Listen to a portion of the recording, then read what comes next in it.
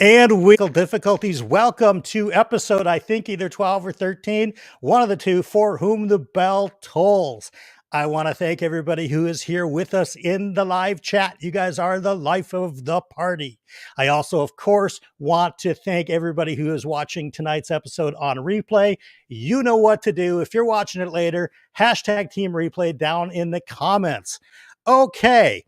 So, folks, I have to say, I've been on BookTube as a content creator for about 8 months. I've been watching other channels for much longer than that.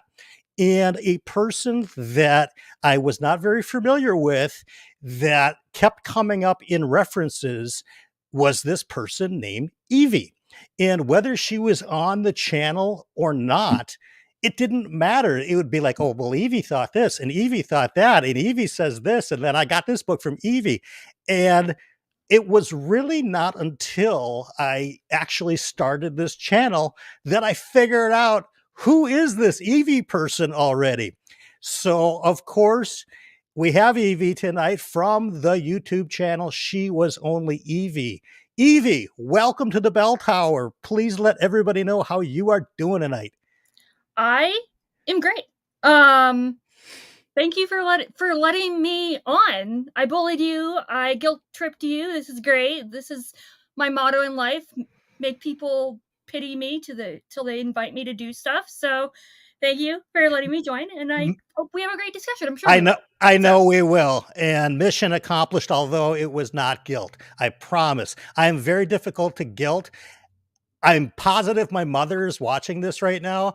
She gets the get out of jail free card on the guilt because you know how it goes with moms. All right. I'm going to hit a couple of comments real quick and then we're going to get into our conversation because, folks, I've got questions. Evie's got answers and we're going to have some fun tonight.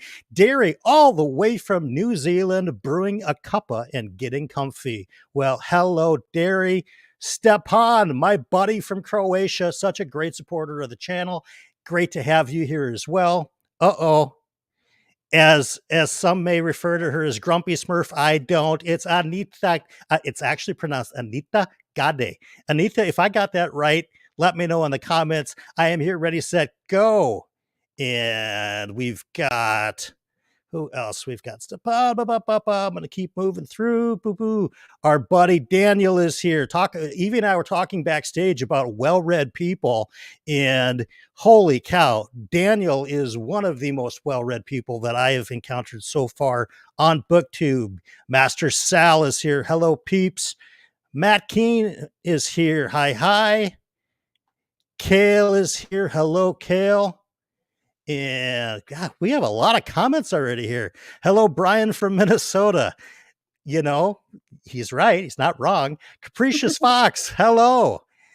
Uh-oh, Birdie in the Books is here. Hi, Alicia. I am glad that you are here. Oh, speak of the devil, we were talking about you beforehand as well. Matt on Books, live from Germany. And by the way, not to give too many spoilers, but at the end of this episode, I'm going to tell you who's coming on the channel next week. And I didn't just bring that up out of nowhere, so I'll let you be Inspector Clouseau's on that. Doug is here. Doug from Colorado. All right. One of my lit RPG Sherpas, one of my gurus. Christopher is here. All right. We've chatted with chat. If you've got questions for Evie, if you've got questions for me, we'll throw them in the comments, but we are going to get going. And Evie, I have a question for you. And we're going to bounce back and forth between maybe some IRL stuff, some reading stuff, some social media stuff, some obviously books are going to be a big topic here. But you have one of the most interesting channel names on all of BookTube. How did you come up with the name She Was Only Evie? Interesting question. Didn't think you'd start off with that or ask that at all. So, my favorite book of all time, tied with another book that we may or may not talk about later. Okay. Is Persuasion by Jane Austen. I have it tattooed on my body. I've loved it ever since I read it when I was 15 years old. And the main character's name is Anne Elliot. And one Okay. of the first lines the narrator says is, "She was only Anne." She's very quiet. She's very meek. She's very lonely in her family. Her family doesn't really just puts her to the wayside, doesn't really think about her, prioritize her, or anything like that. So originally, actually, my channel was called Reads and Rides because I ride horses. Okay. And I thought about like, oh, maybe I can incorporate like horseback riding into my videos or whatever. But then I quickly realized because I don't have a horse, like logistically, it just wouldn't work. And then I just felt uncomfortable filming at the barn, other people's horses and stuff like that. So Yeah. I figured I'd switch it up. And I settled on She Was Only Evie because I was like, this is my favorite novel of all time, my favorite character. There you go. I love that. So I'm glad that right off the bat, I asked you something that maybe you weren't expecting. So I think we're doing our job here. And that definitely answers a question that I've had since, really first seeing you. So you have had a group of friends here on BookTube and YouTube for quite some time. I know you started your channel a few years ago, and you are also very active in some discords. Did you start like what was the first booktube stuff that you watched, or were you more on Discord before you got into watching it on YouTube, or did they kind of go together? Take us through that a little bit, because I feel like I came late to the Evie party and I missed all the backstory with kind of your origin story into this community. Yeah, I don't remember. Well, I think it started actually with AuthorTube stuff because I have delusions of literary grandeur, even Okay. though I can't write a story to save my life. Okay. And that quickly morphed into BookTube. Came through like Daniel Green, Murphy Napier, those large BookTube channels. Sure. And when was that about? 2019. Okay. So Yeah. pre-pandemic?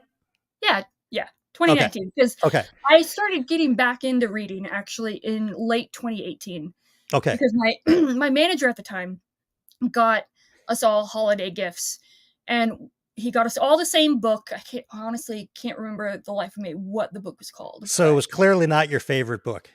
actually I do remember now. Now that my brain is catching up. Okay, cool. Factfulness by Hans Rosling, which is actually very good if you like. Okay. Um, and then he got each of us a book that like tailored to us.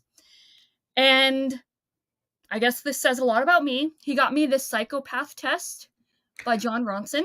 Okay. I don't know what that's about, but it's certainly an interesting title. It is a nonfiction gonzo style journalism thing where John Ronson explores psychiatric wards in the UK and just psychotherapy, Okay. in general. And again, it's depicted in this kind of gonzo style journalism way. It's really, really, really compelling. I have not read any more of his stuff, but apparently he has some other gonzo style books out. But The Psychopath Test was the thing that actually got me back into reading, Okay. of all things. And somehow over the course of late 2018, 2019, I found BookTube, realized, oh, fantasy is a thing that I can enjoy, Yeah. and then got into fantasy and sci-fi. So, and then I found Alan's channel, and now I'm most active in Alan's channel. So. That's kind of what I thought. I mean, you are sort of, hand in hand, in the Allen conversation quite a bit. And again, I really came from the outside because for whatever reason, and I've told this both to Allen and to Jimmy Nuts, that they were both a huge blind spot to me really for at least the first 2 or 3 years of me watching BookTube. I had no idea about either of those channels. Just completely crazy. And so by default, since I wasn't aware of those guys, I wasn't aware of Evie either, because I'm really not a big Discord participant, so to speak. Like I'm in a few of them, but I really only post in a couple. It's a little bit hard for me to follow, but I knew that I think you're a moderator as well on Alan's Discord. Is that correct? Again, bullying So I bullied and pitied my way into my position. Um, yeah, so I mean, I don't know actually how I became a mod. I think he just randomly was like, "Hey, you want to be a mod?" And I'm like, "Okay." So And you're like, sure. give me the power. Is it so what, I'm gonna go off script a little bit just because we got into this, but so when you're a mod on a Discord, what does that mean? Like, what do you do as a mod? Because I have no idea, and I bet you some of our viewers have no idea either. Well, theoretically, I can ban people, Ooh, but really, I just I'm the mom where I just stare and make them feel bad about themselves and what they've said or done okay. until they apologize. So, but yeah, no, Very it's cool. keeping the peace, making sure Sure. people aren't being douchebags and Does that happen? I mean, I suppose like in Discords, you can kind of get anybody that just jumps in and wants to throw their internet behind the keyboard 2 cents in, so to speak. yeah, it's I mean, it doesn't happen very often, but when it does, I mean, mostly it's like we get random bots, but I feel like every public Discord Yeah, gets that. But sometimes every so often people like to get a little spicy and I'm like, sure. this is Alan's house, even though I curse like a sailor, we're not gonna get spicy here. Right. Gotta respect Alan's house here. That you don't want to have a holy war, laid upon you Exactly. by Alexandria, no doubt about it. So was his the first Discord that you really, were part of, or were you also in some other ones as well? It was actually Shelf Space, Jessie May's Discord, Okay, I don't know. where I don't know that one. yeah, so she used to be really active. I don't know if she's really active anymore, but so she had the Shelf Space Discord. They had like readathons and read-alongs every so often, and that's where I really met Alan and Anitha and Pete and a bunch of other people. And then Alan created his Discord, and we kind of like all branched out. So that's where I started, and then I joined all of the Discords, and then I got Hmm. overwhelmed, and so I Right. pared down to Abs- like the necessary ones. Absolutely. I had a patron. I had a patron on Patreon not that long ago message me saying, What do you suggest for a Discord? Because when I jump in, I'm so overwhelmed by what's going on."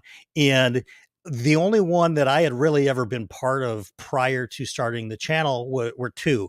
Mike's, which is just like you can get lost in the labyrinth of Mike's Discord. It's just because it's so huge. And Tori's. And Tori's was much more manageable. And that's really one of the few that I actually post in. But yeah, being able to navigate within Discord itself, I think is a bit of a skill. So hats off for being able to control the circus that can probably be what happens in some of those chats.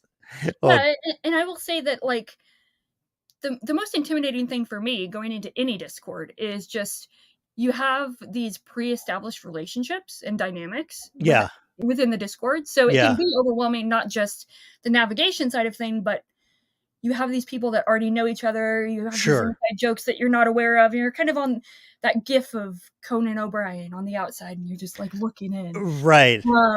So kind But of breaking into that can be intimidating. a little bit, but I think, like, in some regard, like, I mean, it's clear that you and Pete and Ethan, Allen, and that core group of people have sort of an inner sphere amongst your friendships.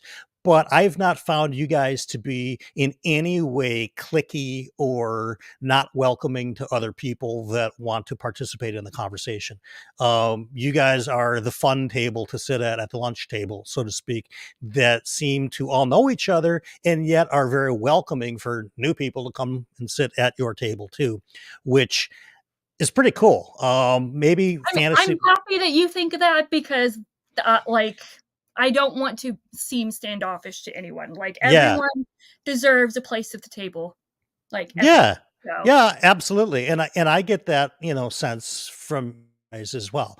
So, hats off for that. All right. I have another question here, and that is, what do you remember what the first book, and we'll talk about some of the different genres that you read in a little bit, because you are very diverse when it comes to your genre reading. But what do you remember as the first book that you just fell in love with? Okay, so this is I'll have to say this, I guess, with a caveat. Okay. So, Caveats Dragon are totally acceptable on this channel. This channel was built on literally pillars of nonsense. So any answer is acceptable and probably better than one I would give myself to the same question. So go for it. Dragonlance Chronicles by Margaret Weiss and Tracy Hickman. It's a great answer. I got him sitting right over there. So here's the caveat. I made the mistake of rereading them as an adult. Uh-oh. And Did they they not don't hold hold up? up. They do not hold up at How all. old were you when you read them the first time? 12 or 13? Same. Yeah. Yeah. And wasn't it just like magical? Did you even realize you were reading D&D for the most part?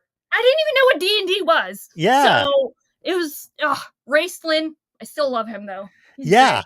You talk about like character building. It's like I've read, I don't know, over 1,000 fantasy books or something like that. And yet when you say the name Raceland, I remember who that is. I couldn't tell you the thousands of characters that I've forgotten. Most of them are probably in the Wheel of Time, but holy cow. Yeah. What a transformative book series for so many people that are like between, 11 to 14. And it's interesting because I'm a few years older than you for sure, yet we still have the same foundational fall in love with fantasy books of that series because yeah, talk about absolutely speaking um to that demographic age group. Derry says Dragonlance, like the Bulgariad, is one of the best groundings in fantasy tropes, fantasy 101, if you will. Totally agree, Derry. Derry, you are wise. I don't think that that's new to anybody that Derry is wise. So, interesting answer. Did you, when you went from that book through kind of like your teen years, did you continue reading or did you put it down for a while, pick it back up again? And if you did continue reading, what type of genres were you interested in kind of in those formative years, high school or, out of high school, that type of thing? Yeah, so I I was of the age where I grew up with the Lord of the Rings live action adaptations. Okay. So I had watched the first film when it came out in was it December 2001? Okay. And so I read The Fellowship of the Ring because I didn't Okay. know it was based on a book. So I read it and I'm like, "Oh, this is cool. This doesn't stop where the movie stopped, but okay." So I started to read The Two Towers and I just stopped for whatever reason and I Okay. never finished Lord of the Rings. And I still haven't To this finished day. Lord of the Rings to this day. I still have not finished it. And I have not read The Hobbit either. Like I'm probably one of the Interesting. only people that's never read The Hobbit. Um, Interesting. yeah, so I read Fellowship of the Ring. Tug Everlasting I remember was a big one in middle school, but I think that was like assigned reading. But I remember really being into Robin McKinley in middle school. Okay. So The Blue Sword, Hero and the Crown. When I got to high school, I switched to, for whatever reason, I read the Great Gatsby, but all the English assigned reading that we had to do, I didn't really read because I was a terrible student. But I spent all my time in the library, so I I did randomly too. Yeah, I was very much like that too. and I picked up randomly. Well, I picked up some Weiss and Hickman. They had a I'm trying to I'm blanking on the series, but it was like a sci-fi space opera, similar vein of Dragonlance. Sure, Um, just more yeah, more sci-fi. exactly. Got it. Um, so I read that. I remember reading that. I think it was like a 3 or 4 book series. And then I don't know what came first, but I remember reading Dune by Frank Herbert, the entire Okay. book series. Really? That's Um, that's impressive. I was 14, 15, Wow. maybe. Then I read The Count of Monte Cristo, uh, Wow. Phantom of the Opera, and Wow. then that's when I picked up Persuasion that same year as well. Uh, Wow. and then wound up reading Pride and Prejudice, and those are the only 2 that I read in high school. And So then I when just took a break from reading for the rest of high school, like junior and senior year. I was just doing high school. doing high school. So Yeah, I mean, that is totally impressive to me that somebody would pick up The Count of Monte Cristo at that age, just purely based on the size and the scope of that book.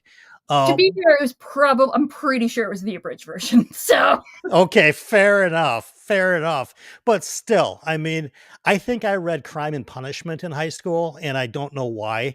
I think it was just to say that I did it. I mean, like, who cares? I Hey, past Brian, if you get a time machine and you happen to be watching this video, the girls are not going to be impressed if you read Crime and Punishment when you're 15 years old.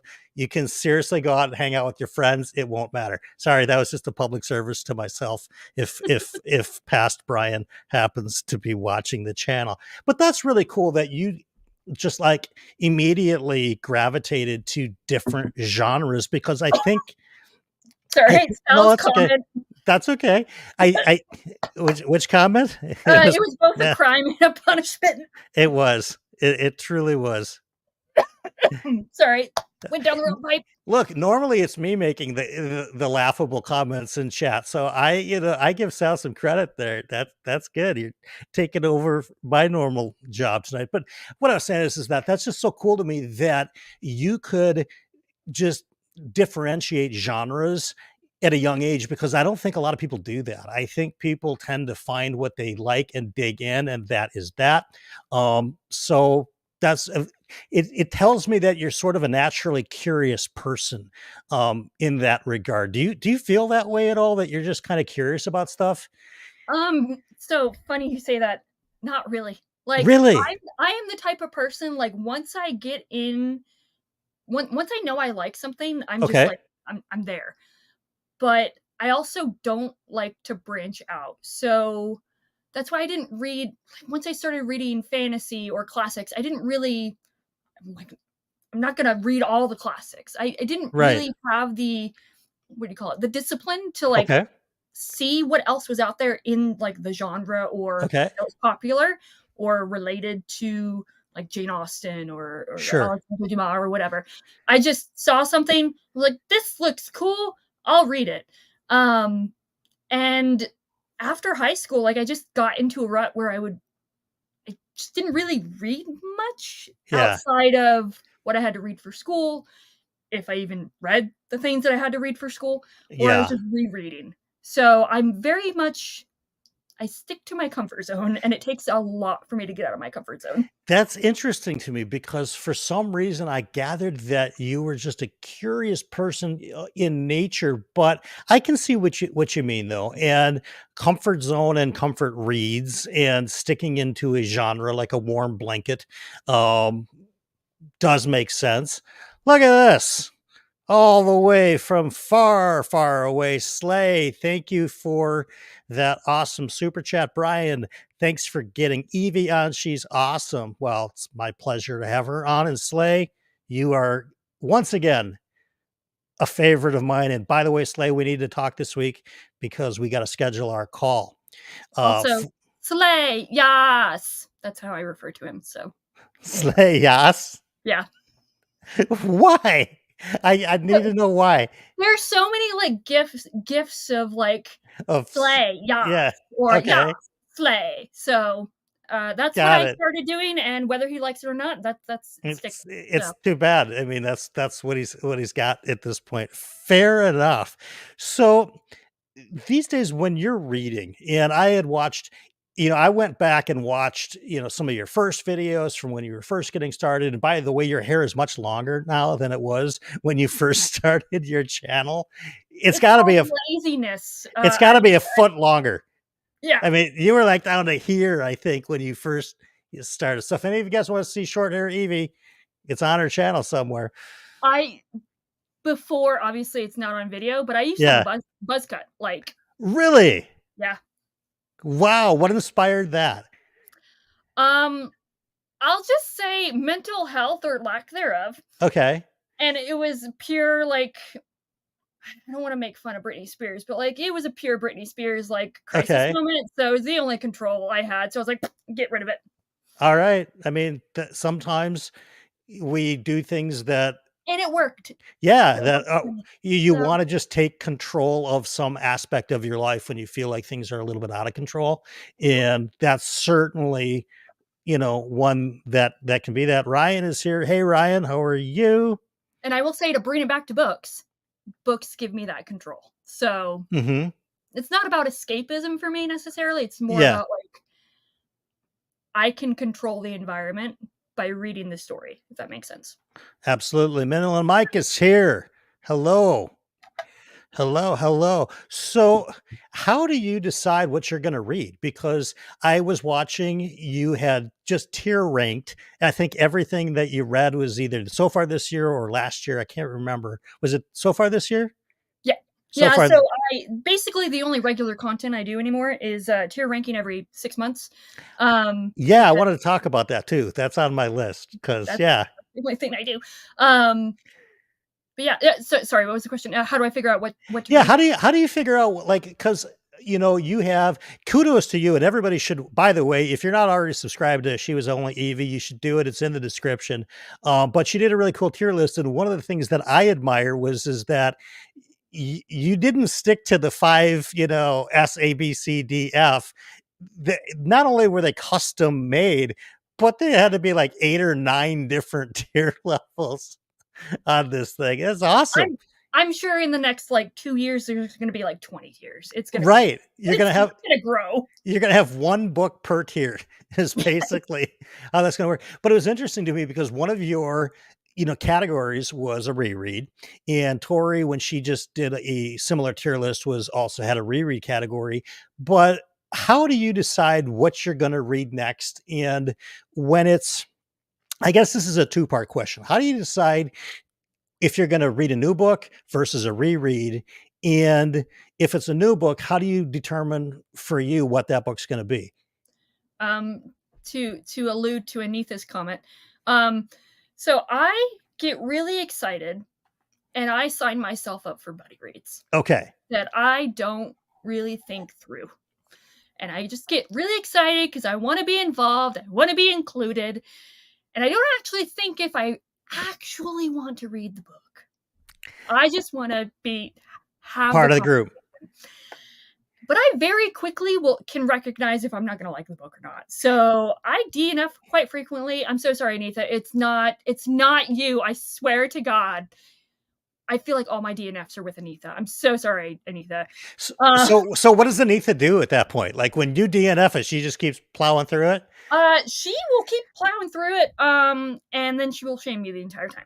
Well, So fair enough. I mean, you quit the book on her. I mean, she, put her life and limb on the line to read that book with you, and you left her hanging. See, I I'm so know. team Anita right now. I'm kidding. I I'm mean, I'm Team Anita too in this fight. So we're good. True, true. Everybody's here on Team Anita, but so buddy reads really is a big thing. Do you sometimes suggest the books, or do they get suggested to you more often? More often they get mentioned. Okay, And I get excited again, I get excited about it, like, "Oh, I wanna be included." I see sure. other people planning buddy reads, I'm like, "Can I bully my way into this?" But more often than not, for books that I don't DNF, Hmm. it's just mood reading, honestly. So, Whatever you're in the mood for at that time. Do yeah. you do you keep books then that you haven't read just specifically for that? Because I am notoriously, and again, BookTube has changed how I get books because I would only get a book when I was ready to read it. There was nothing on these shelves behind me prior to starting this channel that I hadn't already read. And obviously, starting the channel, you get amazing people like Evie herself. By the way, you're gonna see what she sent me on my book haul video. Yeah, I got 4 books in the mail from Evie today. So pretty awesome, and not the one you guys all think. So you have to tune into the book haul video for that one. But yeah, it's just the read-alongs and all of that can so influence what we decide to read. Do you watch book reviews before reading a book or only after, like I do? I no, I definitely don't. I'm very much I like to be in a I like to hear what people say about it, like, in general, like, if I would like it. And then if I'm actually interested in it, I'll finally pick it up. at some point, and then I'll watch reviews to see what people say. But generally, like, a lot of people just do reviews that are spoiler free, and I'm like, give me the spoiler filled ones. This is why I like the discussion parts of Yeah. BookTube. But after you've read it, obviously. Yeah, yeah, exactly. Because I love just discussing books. I think that's Mhm. the thing that most drives my channel. Like, I used to do wrap ups and TBRs and all that Mhm. stuff back when I initially started my channel. Mhm. You will not see those videos on my YouTube channel anymore. They're gone. I believe me, I checked Evies for top 10, Evies for top 10. I checked yeah, I looked for the, the monthly wrap up from September of 2021. It's not there. So I get it. Yeah, it's just it's very me sitting in front of a camera and just talking to the camera by myself is Mhm. so overwhelming to me. It just feels so awkward and gives me so much anxiety. But discussing Mhm. with people about books in general or specifically, Sure. that's even though it is, let's face it, it is draining of energy, it's Mhm. still so invigorating at the same time in the Yeah. moment. Yeah. And I have to thank Philip Chase if he ever watches this on replay, because the first discussion, one of the first, if not the first discussion video I did, was with him about Sir Gawain and the Green Knight. And it was after that video that I was like, I love this feeling of Mhm. being so excited about what I was talking about after the fact that I just Yeah. I'm chasing that high again. Yeah, and the cool thing about Philip is that I don't know if he's just, super nice and kind to us small folk, but I'll say something to him and he'll be like, "Well, that's a really, cool insight. I hadn't thought of that." And immediately the dopamine goes off because, "Oh, I, found an insight that Philip Chase hadn't thought of yet." Very cool. I actually watched a little bit of that video on your channel today as well when you had that conversation. So, but yeah, I think some people are probably generally more inclined to doing more studio type of booktubing, and some people are more inclined for discussion. And I think that clearly you thrive in that discussion space, something like this, or something where you've got three or four people talking about a book that you fell in love with, and what in particular Here you comes really, the water. yeah, I've heard that you like that book. We'll talk about that one here too. Hello, Laura. Fantasy Awash is here, one of my favorite booktubers as well. Man, she's got a live stream going like every other day. It's hard to keep up with her. Uh, but yeah, it's just I like kind of how you have decided what works for you in this booktube space rather than chasing what you think you should be doing or any other thing besides that. You have found kind of your niche within the niche, so to speak. So I think that that's super, super cool. Mention Simon and Menace or Robin Hobb, and Evie will appear. It's true. It probably is true. If you say Beowulf three times in the mirror, I won't tell you who shows up, but you already know. So let me ask you this, and then we're going to get into some of your favorite genres and authors. But in your opinion, what makes a book great? I I guess objectively, I think it's one that speaks to you over time, not just in Okay, the moment, but over time. Personally, it's just the one that could speak to you in the moment. sure. Like, some books that I've read, like Dragonlance Chronicles, when I read them, they were absolutely great for me when I read them when I was 12, 13. Not as an adult, but still, Right, that doesn't detract or negate how right. it made me feel when I was in middle school, high school. Um, and they're still great books. They're just not great for me now. They were Yeah, great for me then. So, yeah. So it's subjective in the timing of it, but there's objectively books that you could probably read whenever. And I'm guessing that these are books that you go back and reread because they were great then, and the expectation is that they would be great again. And yeah, I the noticed hope in the hope for sure. The So hope, like, I noticed that you had mentioned Madship being one that you went back to reread, but yeah, are you rereading it or are I you am currently rereading it. I you are literally just started it, like, yesterday. So, oh, very cool. Maybe it was Ship of Magic that you were talking about on yeah. the video, and it was an interesting thing because you were questioning whether it was just the timing of when you read it that made it great for you, or if it still kind of holds up in that same regard. Since filming that video, have you come to a decision one way or the other for you on that? I think for what I've decided on, what I've landed on is that I was so caught up in just the plot and action of the life Mhm. of traders that I was swept away by it, no pun intended, because it's a Sure. nautical fantasy. Yeah. Um, that on reread, since I knew where everything was going, I was able to really dive a little bit deeper into the words on the page and, between the lines, as it were. Sure. And it's to not that I would ever say that Tori would have been wrong initially, but, like, Mhm. I totally get, like, why Tori struggled with Ship of Magic because it's really, really dark and Right. really, really like, there are no good characters, like, I Right. shouldn't say good characters. There are no there are no nice There's characters. no beacons of light in that Yeah, yeah, in that book and character-wise. yeah. Yeah, I mean, and I think in some regard that can be timing too. It sort of depends on what you have just read, and I have I experienced this myself recently where I read sort of back to back to back depressing books. Not that they were bad books, but just the tone was Heavy, on heavy heavy, on heavy, on heavy. yeah, and depressing and, no happy ending. And that can kind of drain on us, I think, as a reader.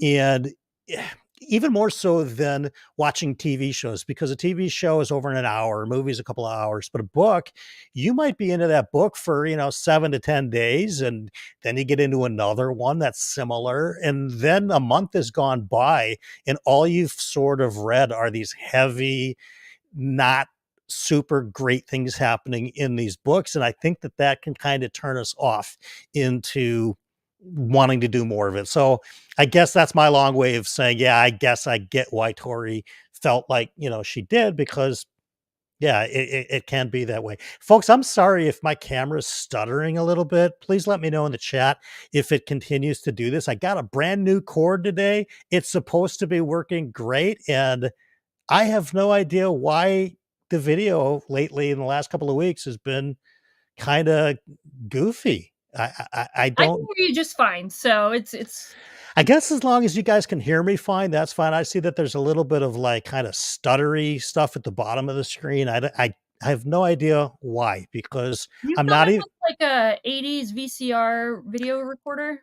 seriously, I have Mr. T in the corner. He's holding up a boombox on one end and an old, Panasonic camcorder on the other arm.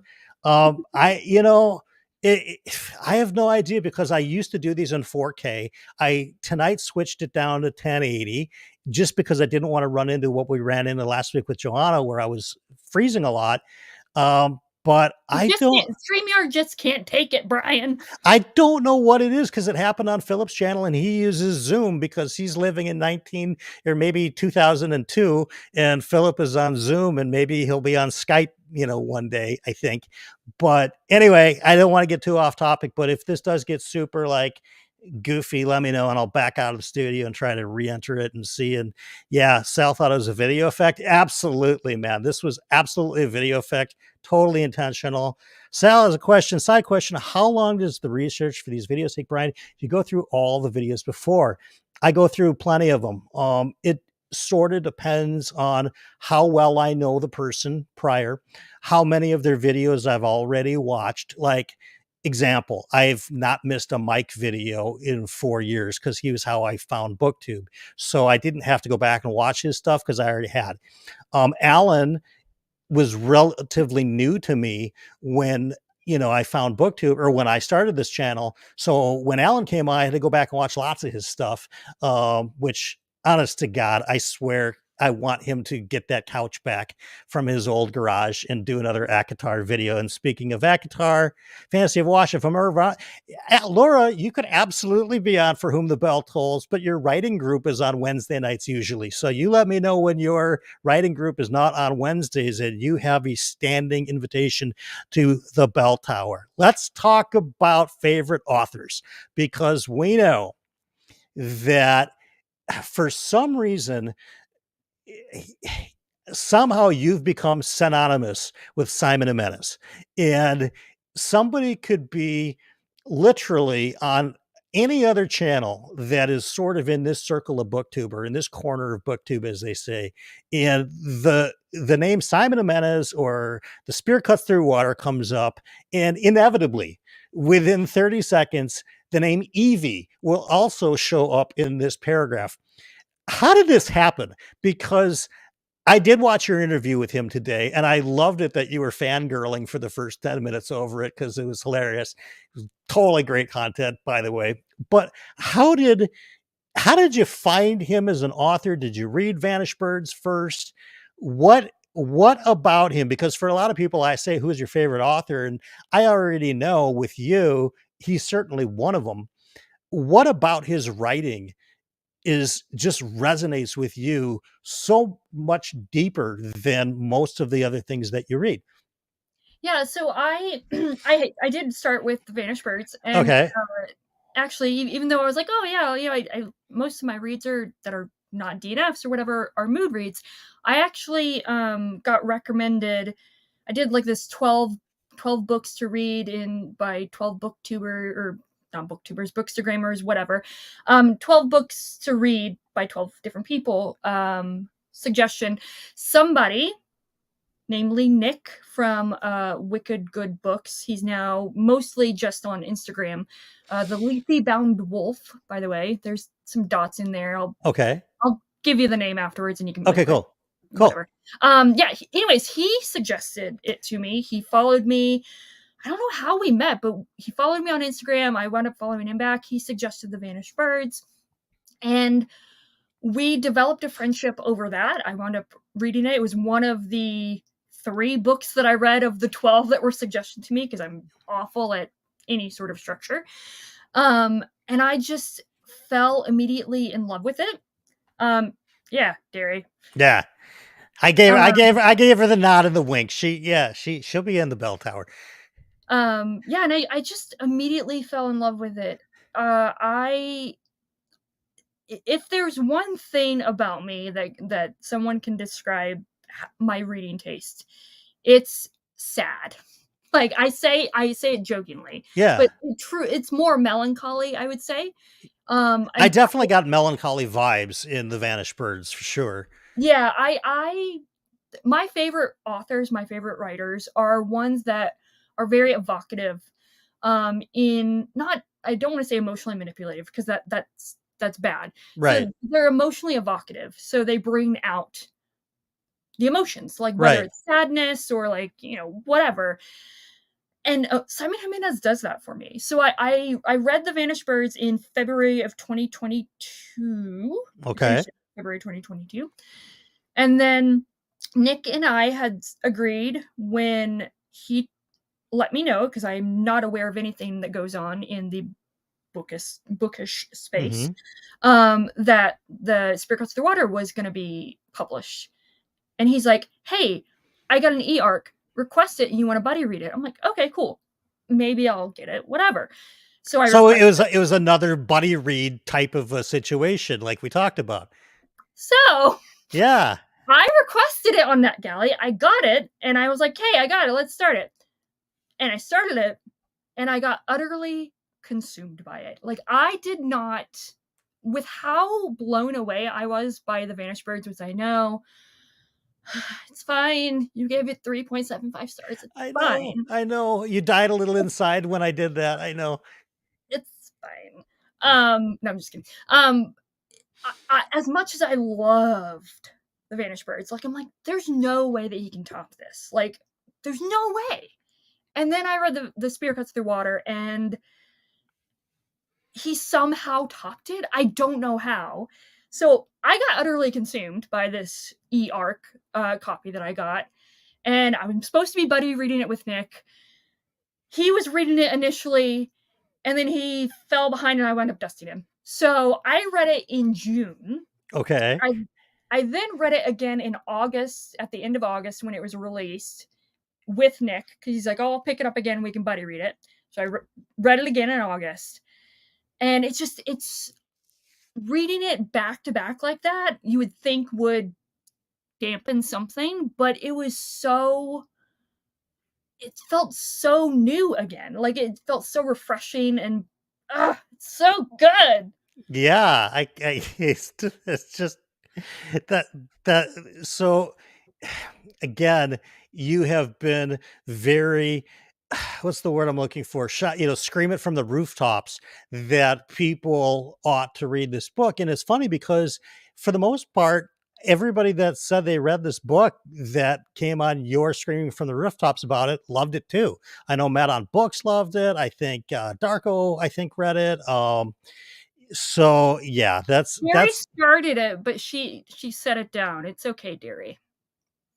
I mean, from what I understand about the author, just having read The Vanished Birds, the style and the structure of the book may not be for everybody. Oh yeah. And that can be a thing. It's like I just finished Cloud Atlas a month ago, and while it's an amazing book, it's a hard book to recommend to everybody because stylistically it's just not going to work for everybody. I jokingly, but not really jokingly say, I'm like, listen, you cannot like The Spear Cuts Through Water, but you have to at least recognize its brilliance. So as long Yeah, as you recognize its brilliance, I'm okay. then you're fine. Oh, Derry, yeah. I mean, I I have nothing to say to that, but yeah, you do you. You're the greatest. So you found Simon Jimenez. How did you get to interview him? Because this has been, you must have been just absolutely on cloud nine when you got, word back that he'd be willing to sit down and talk to you, because he's not one of those authors that is Yeah. prevalent on BookTube or in marketing. He I'm seems to be still quite on cloud. reserved. Yeah, I'm still on cloud nine, to be honest. Um, like, another reason why I'm like, there's nothing that can top this. Like, I can't do anything on BookTube that is gonna be better than this. Like, no offense, Brian, this is a close second, Thank but you. like, Thank you. Simon When Jimenez is when a you when hero. you read The Spirit Cuts Through Belltube, you'll probably, you may reevaluate when I get done with The Spirit Cuts Through Belltube. Might be True. a 1A and a 1B type of a book, so we'll see. Yeah. But yeah, no, I wound up. So I he has his publicist. Spoiler alert, everyone. He has his publicist email on his like author website, but it's actually his publisher's like has his author page or whatever, because he doesn't Okay. even have an author website. It's just his publisher that has like a thing uh, Okay. as his author page. So I wound up emailing his publicist, and I'm like, hey, would it be possible? Blah, blah, blah, blah, blah. Emailed him again a few months later. Emailed him in a few months later, and then I was like, screw it.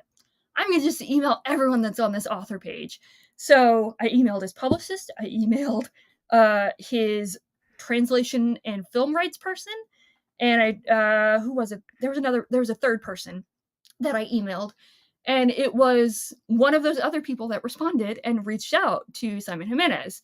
And voila. So Voila is right. So what did they do? Did they email you back saying okay? yeah, they're like, yeah, he doesn't, I'd mentioned in the email, I was like, I know he doesn't, do a lot of interviews. He doesn't have social media, but, if you would be willing to, do an interview discussion or whatever for my YouTube channel. I gave links to my channel and stuff Hmm. like that. They could watch to see who And, you were. yeah, that I'm not just some random Right. crazy person. I'm just a crazy person on YouTube. Right. Just not random. Uh, yeah. And yeah, and so they emailed me back and they were like, yeah, yeah, you're right, he's not on social media, but I'm definitely, I'll ask him. And less than 24 hours later after that, got an email saying, yeah, he can be free on either that Saturday or the next Wednesday. And I'm like, Saturday's fine. So tell us about like when you read that sentence in the email that said, yes, he can do this and these are the dates. What was like going on in your body and in your mind when you I read that? Because, when you read something as readers and it's personal to us, yeah. it's hard not to like feel something. Tell us what you felt. I I am the type of person, and I'm just gonna paraphrase Kristen Bell in her interview with Ellen DeGeneres. If Okay. I am between a 4 and a 6, I'm good. If I'm a Yeah. 1 or a 3 or a 7 through a 10, I'm crying. Yeah. Like, if I'm really sad, crying. If I'm really happy and excited, crying. So, I literally screamed, started bawling my eyes out, I love and I this. ran downstairs to my husband, and I shoved my phone in his face, and I'm like, Read this. "He's gonna do the interview!" He's like, "Holy crap!" And Yeah. he's as excited. My husband is not a he reads very, very infrequently, but he's Sure. very supportive of my hobbies. Yeah. Uh, Aaron, if you're watching, thank you. Um, Thank you, Aaron. he built all these bookcases for me, for God's sake. Very, very cool. Um, and, yeah, and he was so excited. I was so excited. I was so nervous, and I'm like, "Oh god, now I actually have to do this. Oh, shit." And I turned into Mary Catherine Gallagher of, like, Sure. like Yeah. this and, like, Yeah. when I nervous. Yeah. And I just was like, "Okay, I gotta pull for questions. I know some questions that I wanna ask, but I can't let it just be me. Like, Right. I have to have other people, you know, be involved." And Sure. so I pulled a bunch of, questions of like, "Hey, what type of questions are you interested in?" And, in asking, and people asked questions like Matt, and Joanna, and it was so it was such a wonderful experience, and it felt less like an interview. At least I hope it felt less like an interview for Yeah. him, but for me, for sure, it felt less like an interview and more like a discussion, and which Yeah. is the things that I love, so Yeah. And it absolutely came off that way. Like I said, I watched it today and it absolutely comes off more as a just a discussion between almost like friends, not like just, after you got the fangirl part out of you, 10 minutes into it, it's like a conversation, with friends. And I think he appreciated that because he seems like a pretty cool dude yeah, that, wasn't taking himself overly seriously and wasn't putting on this, I'm a successful author hat and just seemed like a normal person. So, yeah, yeah, that was like that made my heart happy because, you know, so few of us get to have that happen, right? I mean, that's like if, David Mitchell calls, Jimmy nuts and says, "Hey, I want to come on your channel," or Stephen King calls Mike and says, "Hey, I'd like to come, be on Talk About Nothing." yeah. Um, I'm just saying, I'm putting it out there, Derry, I'm manifesting for you and Robin Hobb to have you. yes. I'm manifesting it. Absolutely. Absolutely. Let me ask you this. So, you read lots of different genres, clearly. What's been your most challenging book to review, either in a discussion form or on a book review or on a tier list, or even just trying to get your thoughts around how you want to describe the book? Is there a book that comes to mind for you that it felt kind of complicated how you're going to try to describe this or challenging? So not to beat a dead horse, but The Spear Cuts Through Water, like I've heard those. of that book. Yeah, yeah. So not I shouldn't just say that one, but any book that feels so I feel so connected with on an emotional, personal level, like Spirit Cuts Through Water, Assassin's Apprentice by Robin Hobb, really any of the Romans the Elderlings books, Sure. The Bear and the Nightingale by Catherine Arden. It's really difficult for me to convey my thoughts anyways, um, of my reading experience, because I feel like yes, you can talk about plot and stuff like that with reviews, and I completely envy people that can review in that way because Yeah. I don't understand it. I don't have that skill. Um, Watch Philip and AP's series on how to analyze story. I have to tell you, I watched that 7-part series, and I do think I improved as a reviewer from watching their stuff. So that's my 2 cents on that. I'm sorry. Continue. no, that's okay. I do still need. I'm so behind on BookTube. Oh my god. Um, but yeah, so I reading, as you know, is a Hmm. very personal experience for everyone. Even if you're reading, buddy reading, doing a read along, reading with a group, discussing, it's still a personal experience between you and the text. Hmm. And you're bringing something different from everybody else from one year to the next. Again, those books that grow with you still speak to you over time. Those are the books that I like. So conveying my emotional connection to books when they speak to me so deeply Hmm. is really difficult for me to convey. Just because I don't, even though I'm a pretty open book, Right. I don't like to emotionally like. I don't like crying in front of people, and Right. it feels the same, like the same thing. Yeah, So there's a difference between gushing over a book and then revealing your inner soul to the, to the wide internet. yeah, That I think can be a little bit daunting. So that makes sense to me. You mentioned Assassin's Apprentice, and I was going to ask you about Realm of the Elderlings.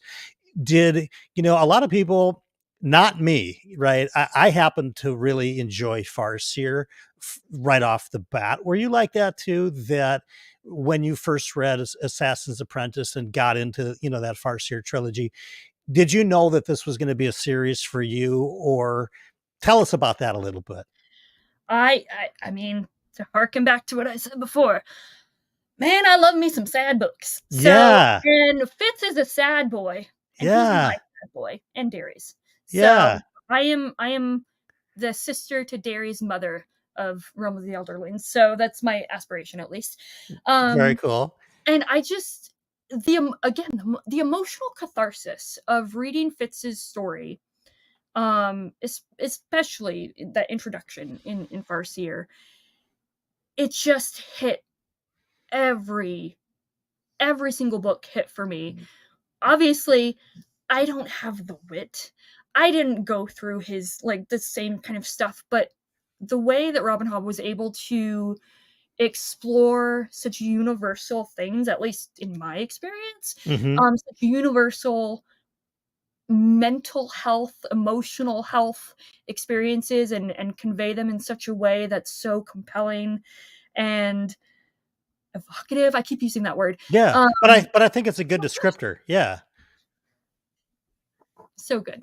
It really is, and I was pretty amazed that the world opened up once you got out of the Farseer, trilogy, and you get into the live ships, and then you go back into, the next trilogy. It seems like everything was getting bigger and more epic in scope, yet we weren't introduced to a billion characters like we do in Wheel of Time or Malazan or whatever.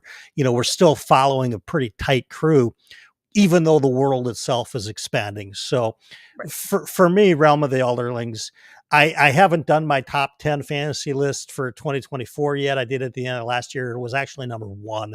So we'll see if that sticks around. I think that there's an awfully good chance. Let me ask you, what do you think? And your answer cannot be a Simon Jimenez book. What do you think is the most underrated book you've read? Oh, goodness gracious. I'm pretty sure I got dropped on the head one too many times as a kid because I have really bad memory. That's Um, okay. And you may not, and Laura's asking me constantly, and for those of you who are asking, Laura's, this is Fantasy Awash. She also has a killer channel on the YouTubes. Go to Fantasy, how many meads have I had? Fantasy Awash. and subscribe to her channel, but we're going to get her on one of these nights too. But she keeps asking about Happy Place and like screaming it in the chat. I have no idea what she's talking about, but I'm assuming you do. So tell Yeah. us about whatever the heck fantasy awash Laura is telling So us. Happy Place is my favorite book of the year so far. By a Okay. month degree. So It is what is it? it is a contemporary romance. Okay. It's another sad book, but it's a Okay. romance. It's not yeah, it's very, again, emotionally evocative. Okay.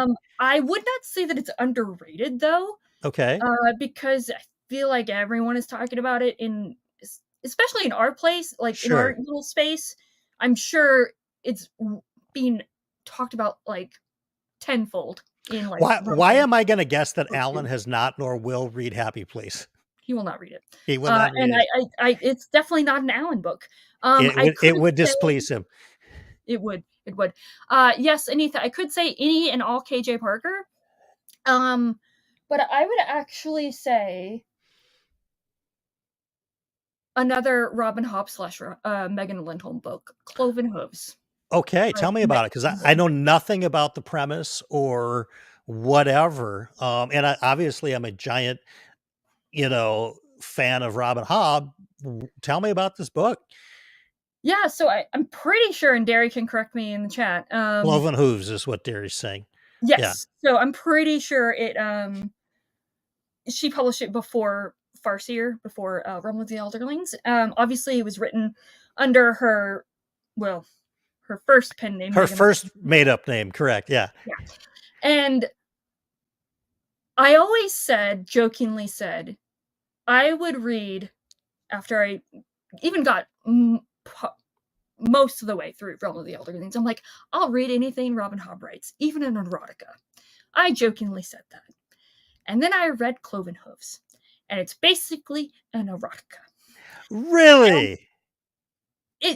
I say that, but it is proving that Robin Hobb's character work and her emotional exploration, or the character explorations and the emotions and mental health stuff, like, basically take Fitz, put it in a modern day woman, modern day Okay. as in, like, 70s, 80s, Sure. 1970s, 80s, Yeah.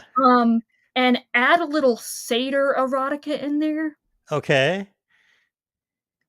All It's right. so good. And no, for anyone that knows what Cloven Hooves is and knows what it's about. No, I don't just like it because the main character's name is Evelyn, okay? That's just the added It's bonus. an added coincidence, and it's completely fine. Absolutely. Tell us when you sit down to read, we talked about this a little bit prior to going on, that books can sometimes, if you're reading them for too long, just knock you out, you fall asleep. Are you a morning, afternoon, evening reader, weekend reader, weeknight reader? What are Evie's reading habits like? I will try and read any chance I get. Hopefully my boss never comes across this video, but I read on my, like, between meetings. Like, I'll pick up Literally, there's like zero chance that he's going to find episode 12 of for whom the bell tolls. If it's a yeah, he or she, whatever. You're good. I interrupted you. Please continue. no, you're good, you're good. So I will, once I'm in a book, I will Yeah, just, any chance I get, I'll just read. Most of the devour. time, much to my husband's chagrin, I will stay up until, don't be like, shocker everyone, for anyone that knows me. I will stay up past my bedtime until like 11 o'clock at night, which normally Okay, I say I go turn into a pumpkin at like 9:30. sure. But really it's just me. I need my wind down time, and that involves reading until like 11 o'clock at night. Yeah. Um, and mostly it's reading at night. But yeah, so, and now that I have, actually, I don't have them up here, but I used to only be able to read really at night because it's quiet and I Hmm. didn't have any distractions. But I found these things, I'm really behind on the times, called earmuffs. And I got them, and they are wonders. So now I can wear them and I can My husband can watch his TV Sure. downstairs. I can actually spend time with my husband and read at the same time and not get distracted because the TV's on and I hear people talking and I can't concentrate on what And I'm reading. it pulls So, you out. It pulls you out. yeah. Well, that's an interesting, and I'm similar in that I read at night before bed for sure. Do you have guilty pleasure reads? I'm kind of sensing that you might, given the erotic satire uh, sensation of the Megan book. Do you have guilty pleasure reads? So I guess you could call them guilty pleasures, but I I've very slowly over time come to the realization there are no guilty pleasures because no one should feel guilty for what they're reading and what I they're enjoying. love this answer. So whether if you're reading young adult or with everyone shitting on romantasy, Hmm. don't feel guilty for reading romantasy. Romantasy is great. And as someone who has read none of it, I'm sure Hmm. romantasy is great. So if you enjoy it, read it, feel no shame, feel no guilt. Don't let anyone tell you otherwise. So with that said, um yeah, I honestly I don't I really. don't I don't know that you would need one because I think that your belief in that whole concept just spoke for itself. That's awesome. I would have said lit RPG for me, but I like your answer better. Because why should that be guilty? I mean, my God, these books are outselling both indie and trad books by not a little bit. And I'm doing a video next week, folks, about lit RPG. So there, take it. Too bad. Anyway, yeah, I'd like that answer. I'm going to leave that answer as it. There should be no guilty pleasures when it comes to reading because I think both you and Derry said it great, and Matt is saying screw guilt. Absolutely. Yeah, I will add and just say that um not to say that I feel guilty, but when I feel like I need a break from something, I go for something a little lighter, which Derry will feel happy about this. I have now gone to Terry Pratchett for that. Yes. It's lighter. It's not. It's still engaging me intellectually because he's so freaking witty. But it's not heavy like Robin Hobb or Right. Robin Hobb. So Yeah. Robin Hobb or Megan Hobb or, yeah, Robin Megan or whatever. But no, I mean, I think that answer is an excellent one. I want to ask you, how do you feel about kind of the role of BookTube? Probably, I mean, I guess in the last few years, but it goes back to, I think Daniel and Murphy were doing fantasy, you know, definitely pre-pandemic. And there are certainly huge millions of subscribers, literary fiction channels out there. How do you just personally feel as somebody who's been in so many discussions about books on YouTube? How do you feel like BookTube has, affected the larger literary community in any regard? um, well, I mean, I mostly stick to obviously the sci-fi fantasy side of Hmm. mostly even just the fantasy side of BookTube. Yeah, And what little kind of glimpses I get of like literary and sci-fi, sure. And you I do some I classics as well. yeah, and I get through I get through BookTube. I mean, Uh, you read Homer, right? I mean, that's something. I did. Laura, if I didn't read Happy Place, this would have been my number one book of the year so far. There you go. Um, so yeah, I so there's a pretension on Okay. on all sides. Uh, whether it be literary people about genre Hmm. people about literary fiction, fantasy people about romantasy people about sci-fi people, whatever. There's just a pretense when it comes to really anything.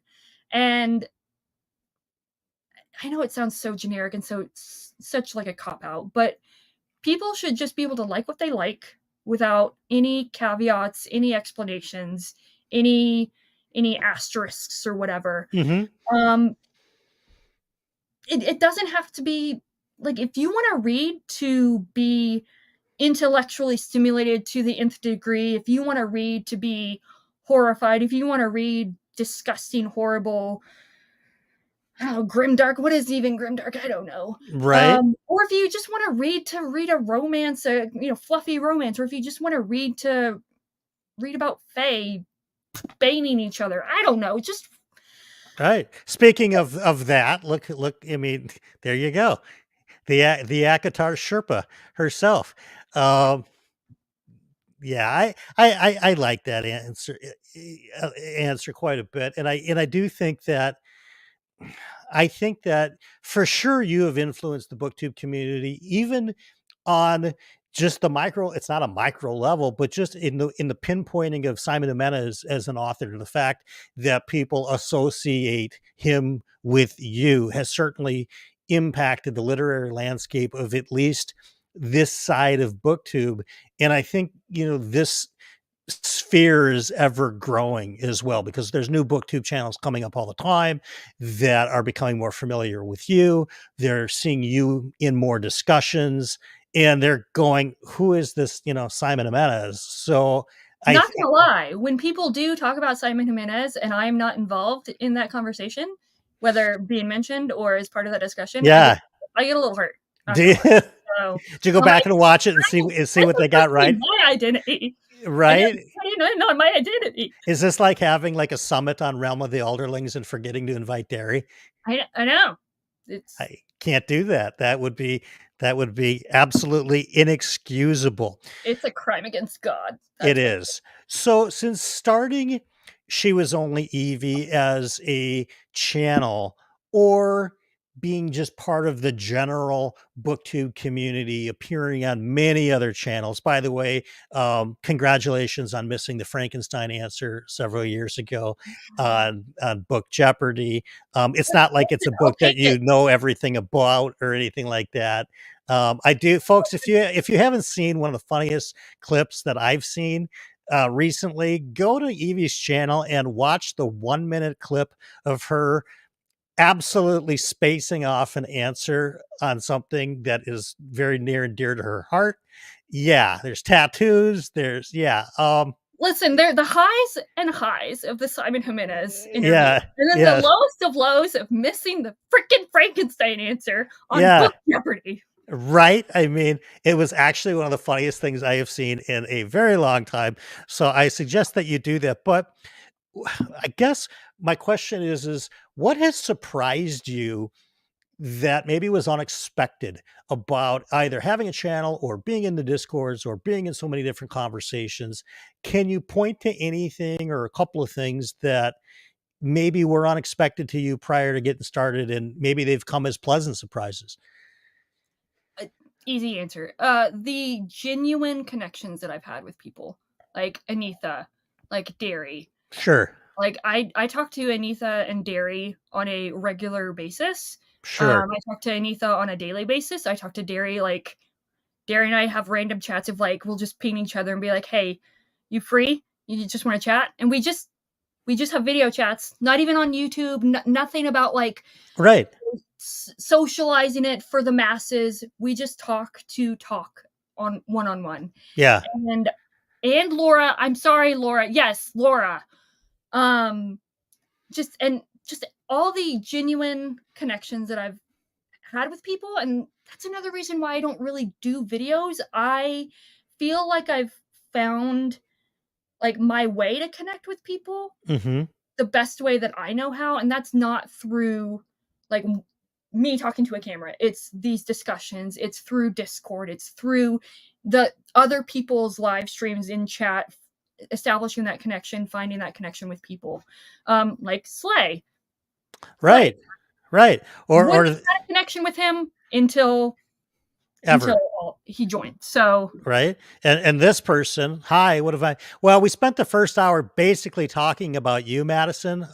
So you'll have to watch on replay. And no, I'm just kidding, Madison. We didn't. Although I think your name did come up. Enemies too, in some cases. true, the greatest friends are the greatest enemies. Just saying, Anitha. I am with you, Fantasy Awash, Laura. Laura, not Lara. Laura Slay is the best, no doubt about it. There was a comment that I was trying to find. Master Sal, do a channel. Do a channel. Go on John Minton's and do a town square, or just find me in the comment. I will talk to you anytime. You are never chopped liver here on BellTube.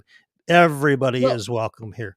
Sal, I'm just saying, I wouldn't be sending you books if I didn't care, if I didn't think you were chopped liver.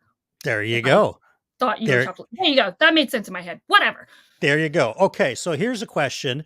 I know you've already interviewed Simon Jimenez, obviously. I'm going to take Robin Hobb out of the equation because that's too easy of an answer. And But that's if you dairy. and that's we're saving her for dairy anyways. You can't waste your genie wish on, your last genie wish on, Robin Hobb. You got to give that to dairy. But if you could interview an author, living or dead, or let's just do both, one living and one dead, who would it be and why? Does it Can't have to be an like novel author? Can it be a poet? It can be a poet, sure. Let's go with Dead. whatever's literary. John Keats. John Keats. Um, Interesting. yeah, Kai, if Kai, I don't know, think Kai is in the chat, but he's the one that's been harping at me to read Hyperion by Dan Simmons. Yes. And I Yeah, finally it's read it, great. and he single-handedly said that I would love it because of all the John Keats references, and he is correct. He is I loved correct. it. Somebody said Beowulf 3 times into the mirror, and look what happened. You summoned him. So John Keats. Okay, so that's somebody who's no longer living. Who's living that you wanna interview? Um, so I would feel so stupid, but I don't know. Maybe no, Toni Morrison's no longer with us. Sarah told me, actually. I don't know about Sarah Tolmie. Tell me about her. So Sarah told me. Let me. Oh God! If I don't tear down my bookshelves. So let's. This is my favorite book by her. One of my favorites. I love it. And which book is it? This is The Stone Boatman. This is Okay. her pretty much only novel length work, but she wrote All the Horses of Iceland novella. Which is on my TBR, which I still think I'm getting to this month, by the way. So yay. Yes, and she writes more of the literary speculative fiction. Sure. And I just I would love to interview her because I've read all of her works now. Matt, you're my Sarah Tolmie guy. We literally buddy read all of Sarah Tolmie together. But I would feel so stupid because she's so smart. I don't know. I mean, I don't know. I think really smart people, if they're good communicators, have a way of bringing people into a conversation that they already know they're very smart. They've been told since they were 4 years old they're very smart. I think they have ways of dealing with us common folk in non-intimidating ways. But that's a great answer. I like that one, and I'm gonna have a report back to you. I will report back on All the Horses of, yes, Iceland, not Ireland, like I had mentioned in my prior video. Oops. Spoiler alert, I am debating on I'm just trying to find a way to formalize how to do a why you should read Sarah Tolmie because no one talks about her. You should. I think you should. I think your secret power is your passion over very particular things. And obviously the Simon Jimenez is going to always come to mind, but why not Sarah Tolmie? I mean, you're an influencer whether you like it or not. I know that seems kind of strange sometimes to think about. Like, I know for me, it's like people say, well, Brian, I bought this book because you recommended it, which still completely is bonkers to me that anybody thinks that. But you're absolutely an influencer. I know lots of people have read Spear Cut Through Water. Lots of people have read Vanished Birds because of you. So why not do a Sarah Tolmie similar type of hype train? Because I think that would be a video actually that you'd like making, because you've talked about here tonight that you prefer discussions, and in some sense so do I. But if you're actually going to make a video, I think that's one that you'd have quite a bit of passion and quite a bit of fun creating, don't you? No, yeah. I mean, that's why I did, one of the last reviews that I did was, or the last couple of reviews that I've done, because I don't do them very often, obviously, are The Last Tale of the Bride by Roshani Chokshi. Roshni Chokshi. There you go. Mhm. Um, Wonderful book.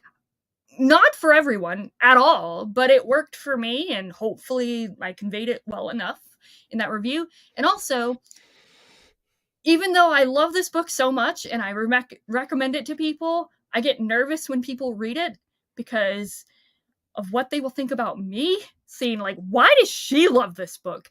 Yeah. Lapvona by Otessa Moshfegh. Okay. It is disgusting, and it is great. So, and I feel, again, very emotionally, like, personally connected to it. Yeah. Um, Again, it's very disgusting. So it's like, what does it say about me that this disgusting like, there are things with grapes that are done Okay. Yeah. that are so disturbing. I But I I love the book so much. I see. Well, I mean, I think that it's also a great way to filter who can be your best of besties on BookTube, right? Because you meet those people that your tastes totally align with, and they love the same weird crap you do, and it's like this is awesome, right? It's like the Insta friend deal that you can run into here. So yeah, I say absolutely shout from the rooftops on some of these books that are a little stranger, a little different, because you probably make some new friends that all of a sudden go, "Oh my god, I'm not the only one that really likes this book. This As person, Evie, also does too." well, as an example, Amanda from Shelf Unstable, I know she's on various Discords, like, Mhm. she and I bonded over the hot girl fiction, and we wound up doing a hot girl discussion/recommendation video, Yeah. and I'm like, "I just wanna talk to you again about more hot girl fiction." Sam, I have good news from you. He says, "Hello from Germany. Why are you always so late and why am I awake still?" Sam, I've got really good news for you coming up in a few minutes here. Interesting. So, I have a couple other questions. One of them is something that I think you went through maybe earlier this year or the later part of last year, and that was a book slump. Has that impacted you over long periods of time? And when you run into them, what has been something that eventually kind of pulls you back? Yeah, so most of the time, I get into slumps when I get into those obligation reads that I don't actually really I get really overexcited, and I overwhelm myself and don't Mhm. realize how much I signed myself up for, or I Yeah. got into something that I didn't realize I was in too deep for, or I'm not enjoying the book, and I try and push myself through. So that's why I've like, you know what? It's not a big deal. Right. Anita hasn't hated me yet. Right. That he's told me. I mean, So I think yet is the key word of indeed, that sentence. indeed. Yes. But yeah, like, they're books, man. Like, Yeah. no, it's not the end of the world if Yeah. I want a buddy read. I'm 9.9 times out of 10, people are gonna understand. I Mhm. completely understand when people don't wanna read a book, or they DNF a book, or they don't like a book, unless it's Simon Jimenez. Just recognize its brilliance, please. Um, Joking aside, and that's when I generally get into, like, these slumps of, like, I'm just ta you it's so much energy for me to just get to the bare minimum of getting through these books that I don't have any time for anything else. So, I just stop, and I just don't read for periods of time. And Sure. sometimes, even when I'm reading something I wanna read, like, I'm like, "I really don't feel like reading today." And I listen to myself, I listen to my brain. Sometimes my brain needs a break. Mhm. Sometimes my brain really wants to play Fall Guys and or Dead Cells. So Right. And I think that's super important. I've made that mistake a couple of for the last couple of months, and that was just power reading, power reading, power reading, and my brain was saying, "Dude, you need to go play Xbox or play your piano," like we talked about balance. Um, so I like that. Well, we talked about reading slumps. Let's talk about and are there books that are coming up on your TBR. They don't need to necessarily be new releases, but as you cast your gaze forward into some books that you haven't read yet, do one or two come to mind that you're legit pretty excited about getting into? Mariana Enriquez's new collection, a sunny place for shady people, comes out in September. I'm so stoked for that. That one, and then yeah, I technically it's already out, but I really need to read another book before I read it. But I Was a Teenage Slasher by Stephen Graham Jones, which came out yesterday, actually. What's that about? So it is as you would think about a teenage slasher. So Stephen Graham Jones, who I feel like I don't talk about enough, and I feel like I need to talk about more. Well, hey, there's Um, another. I think we are birthing a why you should read certain authors that aren't talked about enough series on your channel, because I really do think you'd be fired up to make some of that content. oh, Stephen Graham Jones, he's a horror writer. Okay. Oh, so many people talk about him. Okay. He is very prolific. He's got like 40 books out already, and he's Okay. got like Cool. 3 books releasing just this year. I'm not a horror Um, reader, so that's why I am oblivious to the name. yeah, so he's very much into obviously horror. The most recent thing that he did was the Indian Lake trilogy, starting with My Heart Is a Chainsaw, and it's really an homage to slasher films in obviously novel form. I still have yet to read the last book in that trilogy, which is why I can't read I Was a Teenage Slasher. So he in the past, in his past books, he's focused on, when he has done these like slasher type novels, he's looked at the final girl, Okay. um and used them as the center character protagonist. In I Was a Teenage Slasher, he flips it, and the perspective is the slasher. Interesting. And I love the way he writes. It's so good. Okay. He I understand why his narrative authorial voice doesn't work for everyone, because he writes how he talks, Okay. and it's so good. So good. Awesome. I'm not even a horror person or a Yeah. slasher movie person, but I was just utterly consumed by his writing.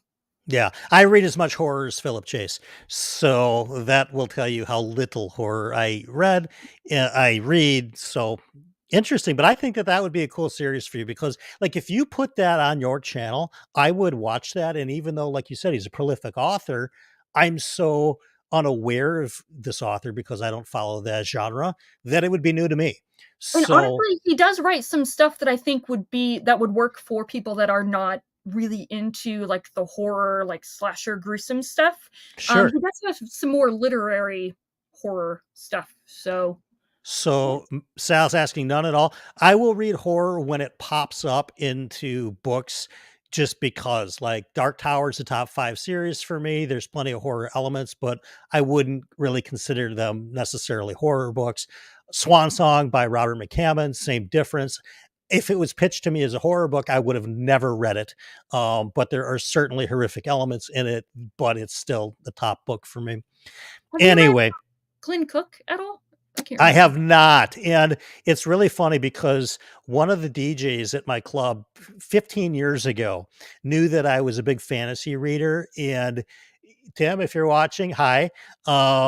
He was DJ Tim A, and so he would constantly tell me that I need to read The Black Company, and it is on my TBR. It's just I haven't. I mean, the TBR mountain is ginormous, but from what I hear, it's pretty fantastic. And you're a big fan of that series, right? Yes, I just finished, Water Sleeps, which is the 9th book in the series, penultimate if you don't count Port of Shadows. Hey, So I'm Kev. almost done with the series. Oh, hey, Kev.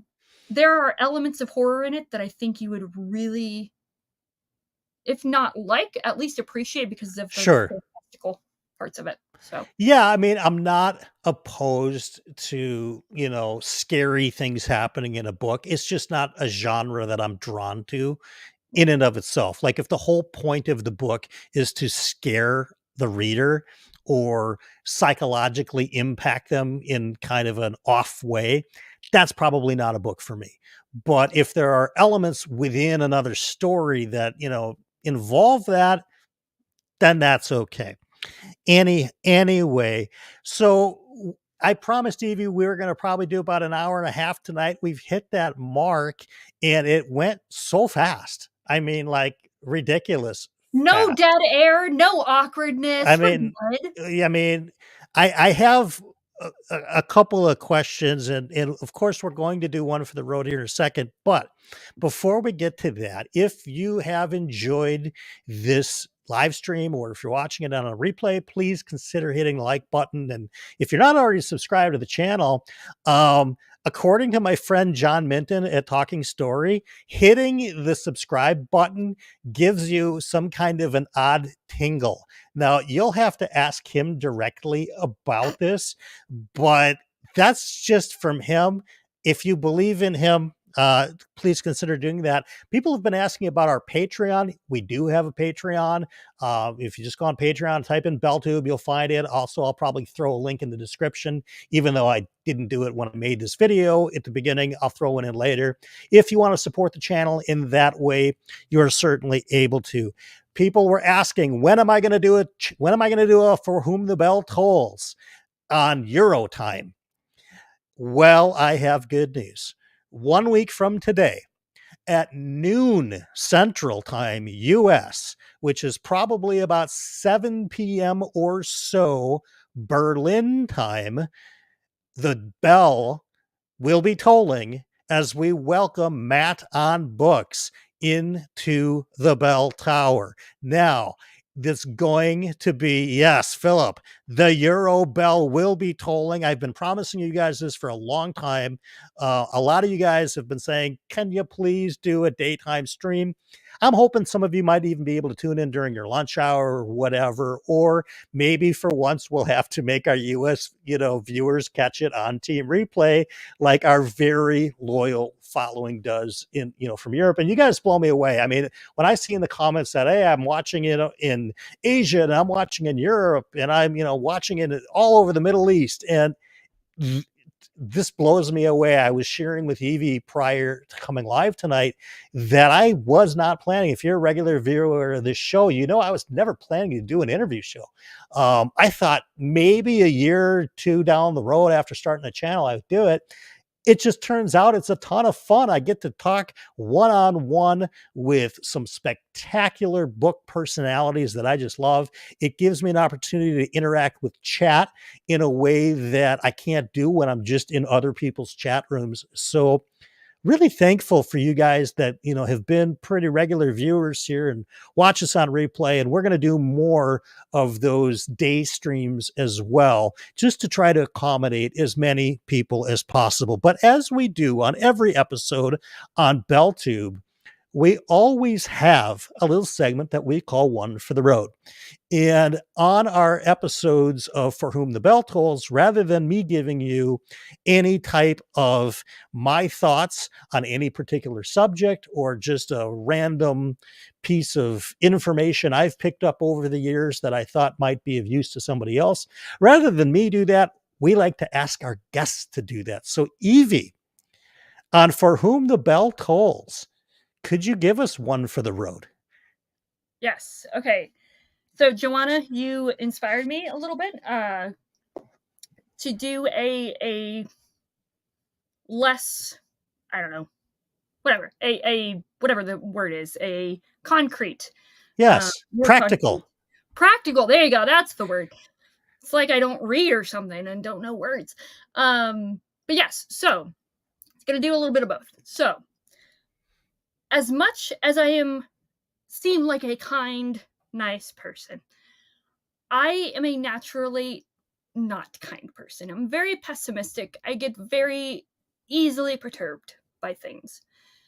And the thing that I have learned to do, it's taken me a very long time, is when you're reacting to something good or bad, just take time, take a deep breath, count to 10, count to 5 even if you have to, and just use that time to recenter yourself and then speak or act.